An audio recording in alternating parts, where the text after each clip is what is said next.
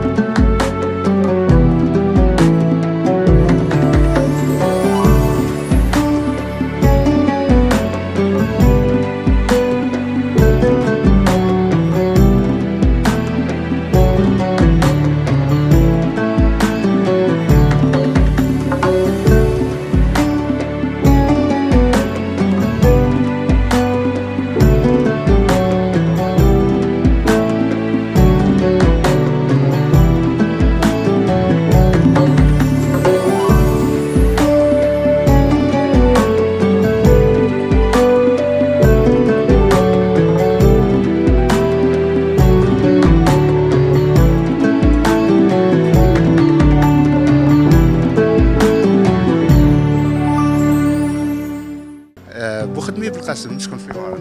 اخ بالقاسم مرحبا بك. اليوم مع مسابقه رابحه.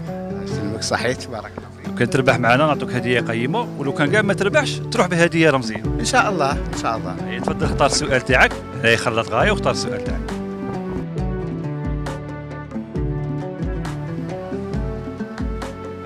اخ بالقاسم، من هو النبي الذي بشر قومه ببعثه سيدنا محمد صلى الله عليه وسلم؟ للاسف ما نعرفش الجواب. النبي بشر القوم تاعه فهمتك لكن معليش اخ بالقاسم، احنا نفرحوا بالمشاركه تاعك معنا، ورابحه ما تخليكش تروح فارغ اليدين. نعطوك هذه الهديه. قول لنا غير فقط كلمه بمناسبه رمضان. نقول لكم رمضان مبارك ان شاء الله يدخل علينا بالصحه والهنا، ونخموا على الناس اللي ما يلحقوش وكذا، لازم نعاونوا بعضنا بعض، ونخموا على اهل غزه ان شاء الله. الله يربحكم رابحه والله يربحها. مع رابحه اللمه تحلى. الاخ امين. اخ امين، اليوم في رابحه جاتكم مسابقه. تفضل اختار خلط غايه. ايوا بسم الله. السؤال يقول: من هو النبي الذي كان خياطا؟ النبي الذي كان خياطا؟ لا ما عنديش معلومه. معليش صديقي، مهم المشاركه، ورابحه ما تخليكش تروح هكا. نعطوك هذه الهديه الرمزيه. تفضل كلمه اخيره بمناسبه رمضان. نقول لكم ان شاء الله كل عام وانتم بخير، ان شاء الله يتعاد علينا بالصحه والهنا ان شاء الله، وعلينا وعلى رابحه، وان شاء الله كاع العمه تاع رابحه. بارك الله فيك. شكرا. مع رابحه اللمه تحلى. بن شارف محمد.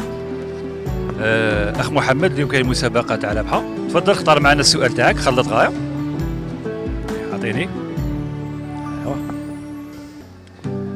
من هو النبي الذي عمر طويلا وعاش اكثر من الانبياء؟ هو النبي نوح عليه السلام. كم سنه عاش؟ هو يقول أنه لبث في الدعوة الإسلامية 950 سنة، ولكن كان يقول 1000 سنة. قاعد في القوم تاعه يدعي فيهم 950 سنة. تسمى كاين قبل البعثة وبعد البعثة، بعد ما أسلم القوم تاعه. يا خويا محمد، فاجأتني وثقافة عامة ما شاء الله، الله يبارك. تفضل معايا هنا. مين هذه الثقافة هذه؟